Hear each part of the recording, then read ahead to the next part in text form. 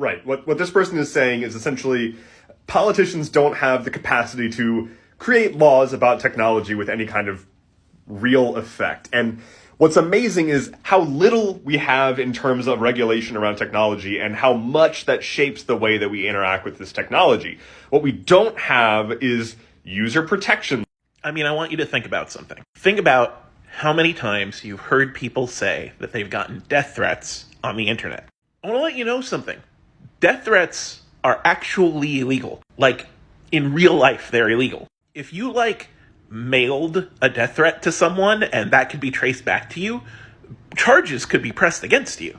And yet death threats on the internet are a pretty regular occurrence. And that's because our lawmakers are so old and out of touch on both sides of the spectrum that they still look at the internet as this tangential, optional thing for life. Like, if you don't like the death threats, you could just leave the internet. Whereas the post, or just talking to someone, that's speech in which there are consequences. It's considered just a part of life. And the trick here is we know it's not true that the internet is optional. The internet is just part of life now. Because the internet evolved in such a way where lawmakers refuse to regulate it, like the original creator said, this is all just the Wild West. And that has led to a lot of people getting hurt. I know most people, when they say death threats on the internet, don't mean it. Back during Gamergate, I got a lot.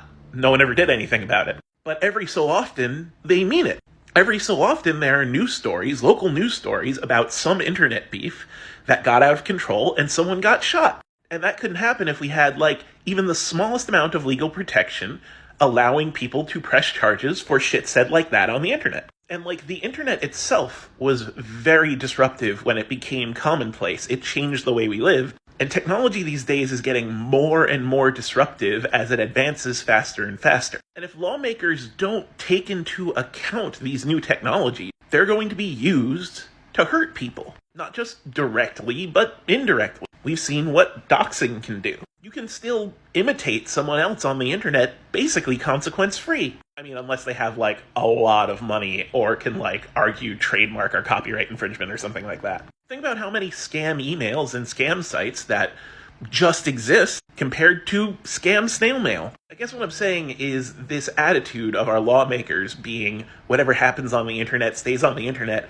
isn't going to fly forever. At some point, we're going to have to admit that stuff that happens on the internet has real consequences for people's real lives, and thus should be protected like people are usually protected in their real lives. But that would, require competency in our legislative branch of government, so